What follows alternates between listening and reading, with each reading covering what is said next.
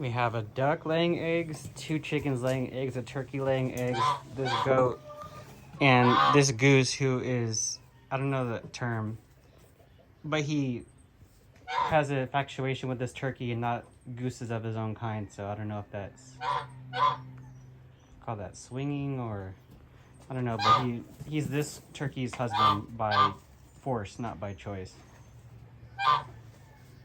So these guys are taking a bath. Coach, I'm gonna go film a video. No, bro, I'm gonna film a video. Little Nicky, get away from me. You wanna go with me? Okay, you can come with me. Come on, you McMother clucker.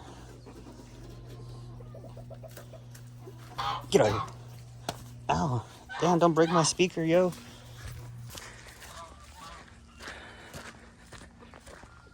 Look at my babies. Gucci. Gucci. I'll go over here. Okay. Good thing I brought a microphone because they're loud. Sheepies. Look, y'all, this is where I got married right here. Yeah. Dun, dun, dun, dun. Oh my gosh. Look at my baby sheep. You fat? You so fat? Let me see your teeth. Let me see your teeth. Let me see your teeth. Careto. Hi, Careto. Pretty boy. He's a pretty boy.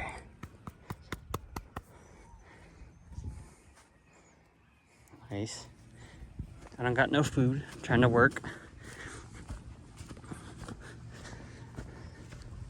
I'm going to around the world. I know it's true.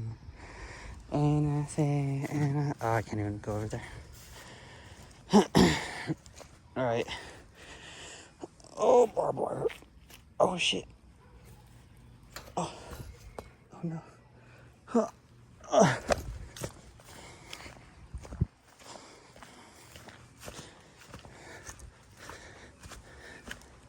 Alrighty then, here is the office.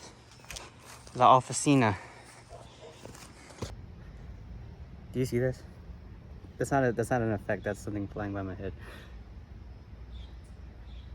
Whatever. So the last video that I posted was me doing a start to finish 30-minute $75 dry weedy yard, and I mowed it, and y'all had a bunch of questions, and I figured why not go down the line and I'll try to answer some of those to give y'all some of my business game while I sit here in my office. So let's jump right into it. And is this thing on?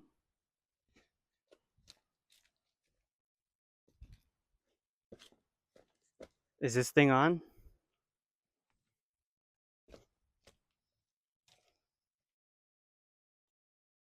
Is this thing on? Damn, that's pretty cool. I'm glad I bought this little $20 Chinese microphone off of Amazon before I got here. And this is just a warning. I'm editing the video right now. I didn't drink coffee or anything, and I talk fast. So you might have to put the video on 0.5 speed, and I'll try to talk slower next time. But I'm talking fast because my brain is just like that. All right, so let's jump into the questions right now. So Alex, shout out to you, Alex. He said, what's up? He said, thanks for being that push to help me get my business started. And shout out to you, Alex. He's over there in Australia. I worked with him last year, and whatever you need, bro, you still got my number and my email. Come hit me up. So Brian said, how many years now is it for the X Mark 30? Do I have many leaves to do in Texas? If so, gotta love those 30s, mulching beasts in the fall. Yes, I have a lot of leaves in the fall. And what I like to do, and this is a little tip that I give to people, or this is what I do, and this is what I could recommend for you to do if you want to keep making money going into the winter time, past November, December, even into January. At least that's what it's like for me. So what I tell the customers is around November, this time of year, I'll tell them, okay, look, obviously the grass is starting to get yellow now. It's starting to go dormant. So it doesn't need to be cut bi-weekly just for the grass length, right? But the leaves are going to be falling down every single day. So what we can do is we can continue coming on the same weekly or bi-weekly schedule, whatever you quoted them before, whatever price it was before. Say if it's $60 every 2 weeks, I'll tell them, let's just keep doing $60 every 2 weeks until all the leaves fall down. And then each visit, the leaves get mulched up, you get a cleaner yard, I get to keep continuing on my route and making the money. So it's a win-win for everybody. And usually 9 out of 10 customers of mine are happy with that because nobody wants to just let the leaves fall down for 1, 2, 3 months and just have a gigantic schmuck of leaves. And then I don't want to go do a gigantic schmuck of leaves cleanup. Even if I'm getting paid $300, I don't want to go rake and blow into a truck bed when I could just continue the same schedule that I'm doing and it gets the job done more efficiently, of course. Now, there's times when you have to go in and you got to remove all the leaves if it's a giant amount. But if it's just keeping up with it every 2 weeks and say if there's no grass, no leaves in the grass, you mulch them up this visit, get paid 60, come back in 2 weeks. If for me at least, 2 weeks is enough for me to go mulch the leaves. You could bag it or you could just mulch it up by going over the grass twice with the mower. And also, I recommend getting mulching blades. Here's what regular blades look like on the Exmark 30. Here's what the mulching blades look like on the Exmark 30. I got mine off of Amazon. You could also go to any tool shop. It's probably better to go to a tool shop. Don't go off of Amazon, actually. But I'm just being open. That's what I did. You can go to a local shop, get really good blades, and they're going to be good material. And then you put them on in the fall. And then come springtime, you put your regular leaves back on, or you put the regular blades back on because, or you could even use the blades all year round. Honestly, it doesn't matter. I think you should use both blades, and you could use honestly whatever feels better. Because maybe it's better to use mulching blades all year round for your type of yards, or maybe the smooth lift of the regular blades is better for your really fine grass. Or if you're like me and you have kind of crazy, weedy, dirty like yards with twigs and stuff, then maybe the mulching blades are better to leave on all year round. So it just depends. I think you should buy both, play with them. They're really cheap, and you can find whatever is better for you. So that's what I would say, Brian. I've had that Exmark for about 3, 4 years, and I love it. And it's a beast in the fall. So yes, sir, absolutely. Okay, so Herp Squad Exotic said, needed this, bro. Thanks for the upload. I'm feeling pretty discouraged with my business. Everything is dry and dead. I don't know what to do. I'm going into this winter yet. Can I still pick up this customers this late in the season by leaving cards on the doormats? Or should I wait until February to make it worth my effort? That's like saying, I want to get my girlfriend pregnant ASAP, but should I wait until February to have sex with her? I think you should go and you should go advertise and you should go leave the business cards out all the time right now. You should go put them under the doormats. You should go post on Craigslist. You should go get yourself on Google. You should get magnets for your truck. You should post yourself on Yelp. It's free. You should post a Facebook page for yourself. It's free. A business Facebook page. You should post inside of Facebook groups advertising your services. That's also free. And you should go and you should market, sell it hard because think about it, the competition around you is not going to wait until February. They're trying to get all the work done right now. And even though there might not be a lot of grass to mow, Herp Squad, there's still so many cleanups you can do where you could just come up to a yard. They call you and say, hey, my yard's kind of overgrown. Can you mow it? And then you give them a quote, say 150 to mow their overgrown yard because it's not been mowed all year round because they waited until November to call you. So obviously they've been neglecting it. And then from there, you take a look. Wow, you have these mulch beds right here. You ever thought about putting some fresh black shredded mulch over there? I could put that down for $100, and I could also trim up your shrubs too at the same time. So boom, you just added another layer on top of the mowing you did. A mowing was like how you got your foot into the door, and then from there, you're telling them, okay, look at those mulch beds. I can do that. Look at that tree. You want me to raise the canopy a little bit? $250 with hauling, and then I can do that too. Oh, your driveway is a little dirty. I could also pressure washer that for you too. You don't have a pressure washer? Go to a pawn shop and get one for cheap. Oh, you see your gutters right there? They have a lot of leaves. Let me get up on a ladder. Let me charge you $100 to clean out your gutters, right? So just get your foot in the door by just advertising as a mowing and as a cleanup type service right now for the fall. You don't have to say bi-weekly lawn services in the middle of November because obviously it's the end of the season, but you could say overgrown yard cleanups, call me today. Leaf cleanups, call me today. You could just get your foot in the door by just catering to the type of season. And then once you have your foot in the door with a customer, you do one good job, then you could offer them a smorgasbord of services. And then from there, you can make a lot of money. Obviously, it's not the best time of year, Herp Squad, to start, right? But at least you're not dead. At least we're not living in like somewhere like a third world country like Uganda where it's impossible to even do lawn care and stuff like we're able to do it right now. You have a cell phone, you have internet, you have Wi-Fi, you have the ability to get started. Dude, just look at change the way that you look at things and the things around that you look at will change. So that's what I would say. Don't even wait until February. Go get started right now. Do as much as you can. And all that time you're spending thinking, should I be doing this? Should I be doing that? The other people around you are already doing it and getting these customers. And the customers that you get now will only make your life easier in February because you can start February off with a whole roster of customers that you start talking to in November, December, January. And then these people are going to call you back and they're going to be recommending you come spring because everyone's going to be asking each other, who do you know anybody who does yards? And then because you already showed up now, it's all going to help you in the future and your future self is going to thank you. So I would say go do that shit right now. Do it the best that you can. I can't predict how much you're going to make, but I can tell you there's a lot of money to be made right now. Not necessarily doing mowing, but doing giant cleanups. You could do little landscape installs. You could put grass down. You could do so much stuff right now. So just think about it. Herp Squad. So AC said, are you ever concerned that your mower will be damaged by the rain in the middle of your route? It doesn't seem like you have a cover on it when you travel. So I answered this one in the comments, but I'll just touch up on it again. If it's downpouring so hard and I'm just getting destroyed with rain, I go home and I stop work for the day and I tell all my customers that I didn't get to do for the day. Hey, it started raining. I don't say, hey, that sounded kind of funny. I say, hey, it started raining. I'll be there tomorrow or the soonest dry day as possible to get the yard complete. Sorry about the delay. And then no one's ever been mad at me because it's been wet and raining outside. my tools, they get wet a lot. They've never had a problem. So I guess if that answers your question, but I don't just let them sit out there all night, all day whenever it's raining. If it starts raining, I just kind of figure, okay, I can do one more yard or I can finish this current yard, and then I go home. And the rain has never hurt my tools to my knowledge. So yeah, I guess if you buy good commercial tools, then the rain is okay. But even some of my trimmers and blowers are residential grade. They still don't get messed up in the rain. So I don't know. So yeah, my tools don't get wet in the rain. I hope yours don't either, AC.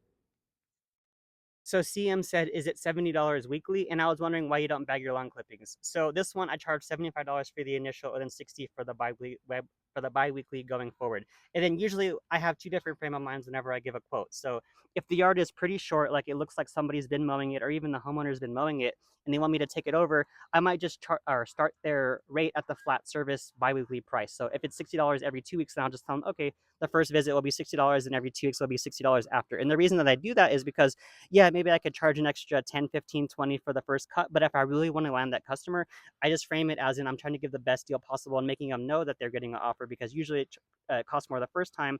But I'm not going to charge you more the first time because the yard looks like it's been maintained.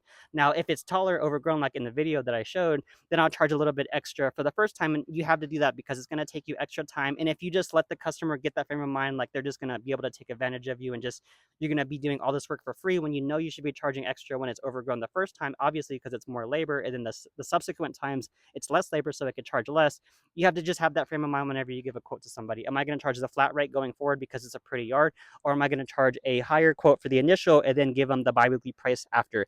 And another tip, too, is whenever you're doing these jobs and you want to land them as a biweekly or a weekly customer, don't just tell them, all right, that'll be $70, and then just let them pay you, and then you just disappear. And then in 2 weeks, you're like, hey, it's been 2 weeks. Do you want me to come do the yard for $40 now or something? You got to tell them on that first visit, even on that first text message when you give them the quote, this yard's going to be $60 for the first visit, and then it's going to be $40 every 2 weeks. I'm just throwing numbers out. It's going to be $40 every 2 weeks after. So that way they're already framed in their mind that they know that this is going to be a one-time service for this price, and then there's going to be a biweekly price, which is lower. And then that way, if they're still not going to use you, whatever, at least now you know you gave all that you could. But for the most part, they'll tell you right then and there, okay, we can do biweekly after as long as it's a good job. Or they'll tell you, oh, no, no, no, I just need it one time. So that's what I would say, CM.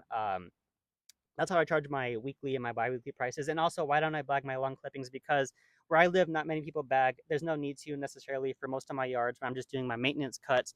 And if there was a very special reason why they wanted me to bag the clippings, as in it was like there was too much thatch in the yard, or they're really trying to take care of it and trying to get rid of weeds, or if they're really trying to be meticulous about it, I could bag for an extra charge, but I don't offer it because I don't necessarily want to, because I don't want to haul around clippings and I don't want to be paying with the bagger. All my customers and all my videos that you see, I never bag them and they're all happy and the yards get done. So if you want to bag, you can, but I don't do it as a default. I think if you live up north, some people do bag, and so maybe it's the norm for it. But where I am in Texas, at least where what I know, nobody bags as a regular service addition. It always is an extra charge, and yeah, that's what I would say about that.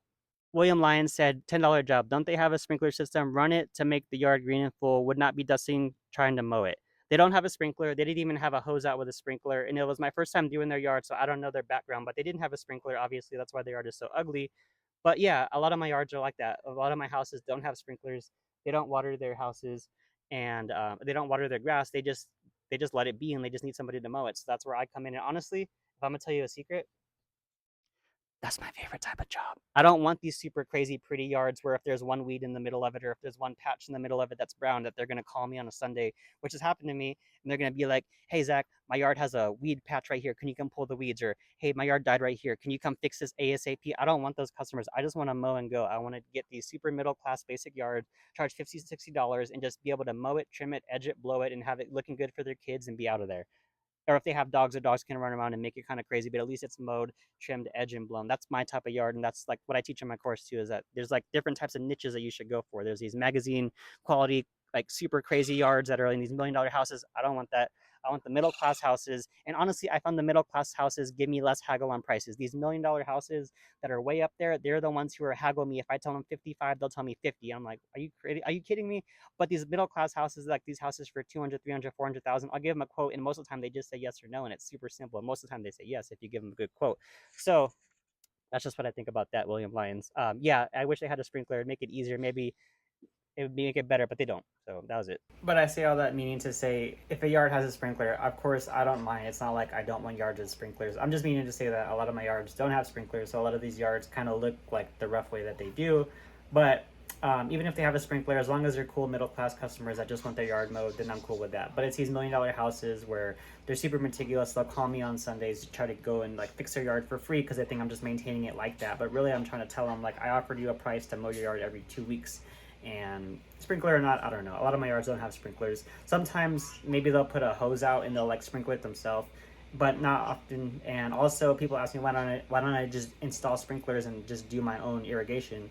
I just never wanted to. I never did. And in the whole 5-6 years I've been doing my business, I was just like doing what I do, which is mowing and going. And then if they have sprinklers, cool. If they don't, it's all good. But I'm here to mow. That's what I do. Sprinklers or not, I'm still gonna do it. Stick Army said, "How do I make my money in my winter?" So, or how do you make money in the winter? So it just depends. Like I mentioned earlier, you could do the little system where you continue mowing bi-weekly or weekly and just focus on mulching up and cleaning up the leaves versus just focusing on mowing grass in the winter, which doesn't really need to be mowed. And then from that, I would like if I had 40, 50 customers, I was able to take like 30 of them all the way until January. If not 30, at least half of them. I was able to get a big swing of my customers to keep them on schedule until January. And then in reality, it was like, okay, maybe January, all of January and half of February, it's going to be slow. And then the second half of February, it's fast. And then March, it's already spring and it's the busiest season ever, or the busiest month ever. So there's not really a lot of downtime for me, at least. Again, I'm talking for myself when I was doing that system. And plus, you could do shrubs, tree trimming, landscape cleanups, landscape installs. You could do Christmas lights. You could do junk hauling. You could do a million things besides just mowing for like a measly 1 or 2 months of the winter time. Again, if you have snow, I'm sorry, I don't know what to tell you. But that's what I would do in the winter. And in the beginning, when I first started my first season, I was also a personal trainer on the side, and that helped me make income. I didn't like doing it; it was just a way for me to make money. I was just trying to survive. I'd post ads on Craigslist, just like I post ads for lawn mowing. I'd post ads on Craigslist for personal training, and it worked. And I got money like that. And now I have my YouTube channel that gives me income. I can sell my courses. I can sell my mentoring, and that's also how I make money now in the winter. So that was my evolution of the winter time. But honestly, though, people always ask me, how do you make money in the winter? I have a couple of videos on it, but in reality, I think if you're working your ass off from all year round, the winter is pretty much your only time to go on vacation, and it's the only time that you can go out and like enjoy your time because you're going to be working from March, April, May, June, July, August, September, October, November, and then December, and then you really only have a couple months off. So the last time that I took a long break off, I went to the Philippines, and then I met my wife, and now she's over there doing my laundry on our Costa Rican farm. Look at her; she's holding the laundry right over there. And that was one of the best decisions I ever made, was going out for the winter time and actually enjoying my money and my time because I had spent a whole year working, right? So that's just how I would frame it. Again, like these are good questions. I Oh just my want to make gosh. y'all like think more What's that? open-endedly, if that's a word. My babies? Mia, Mia! Oh my gosh, they know their name. Mia! Look at my baby.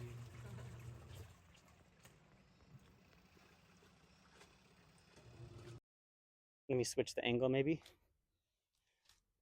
And then I'll probably just go for a walk, and then I'll answer Devin's question.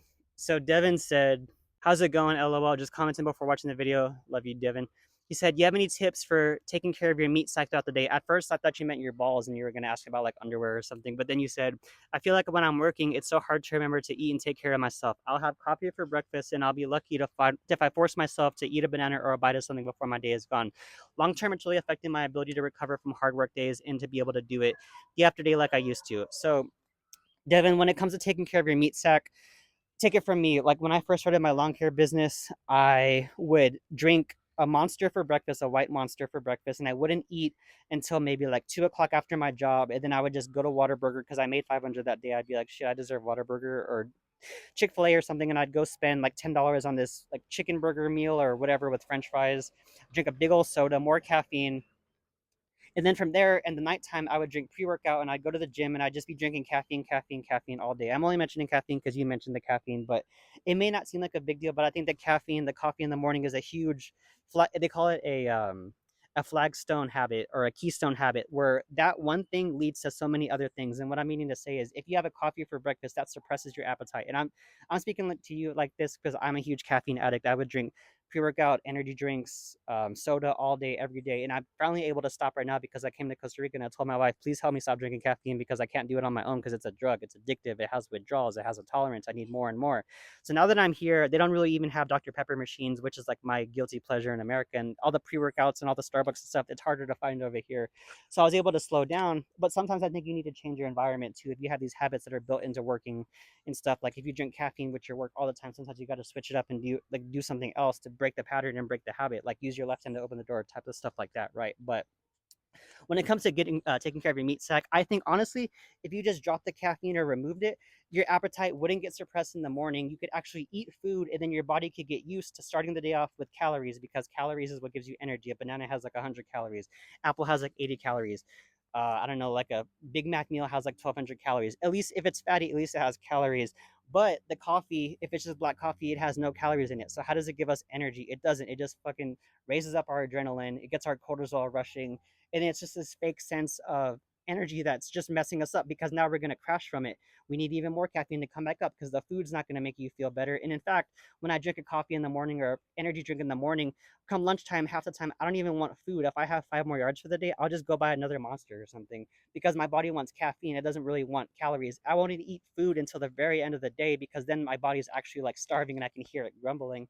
And then from there, I would finally eat something and I'd eat something terrible because I'm all adrenaline out. I'm all tired. I'm just like, fuck, I don't want to cook a steak, broccoli, and rice. I'm just going to go buy like more fast food. So I think the coffee, like it may not seem like a big deal, but I think it's kind of a huge deal because it's just the beginning. You're starting your day off with with fake adrenaline, fake cortisol, and your food is not even like the closest thing that you're wanting. You're just wanting more caffeine because it's a drug.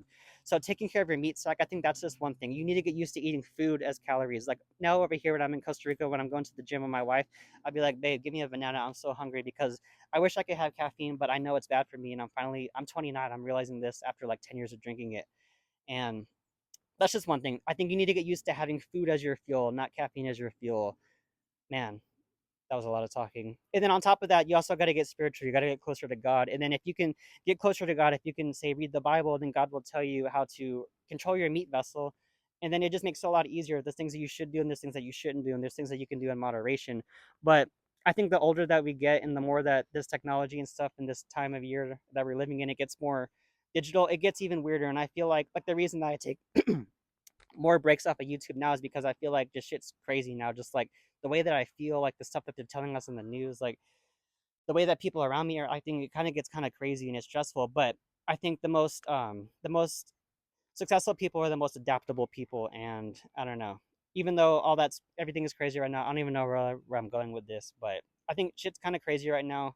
They just push like all these unhealthy habits on us and stuff, and just tell us to medicate with drugs. And I think it's just about going back to just eating food for breakfast. You eat a nice breakfast in the morning instead of drinking caffeine.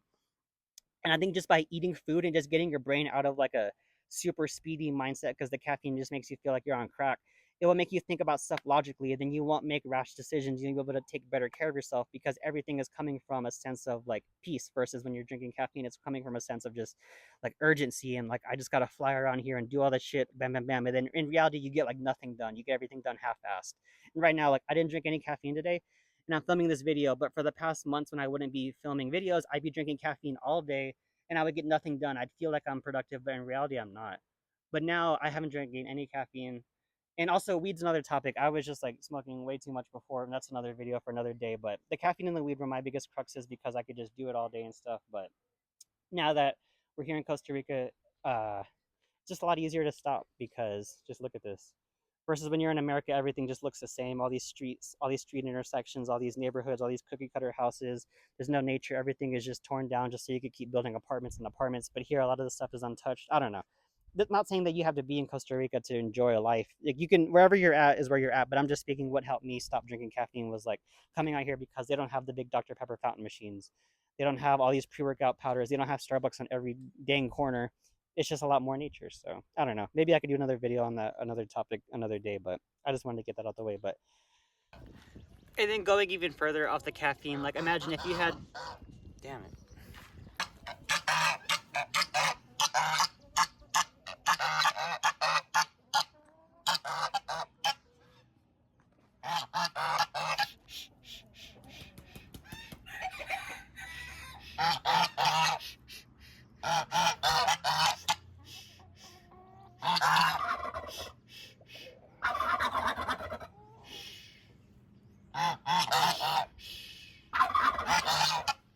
Alright.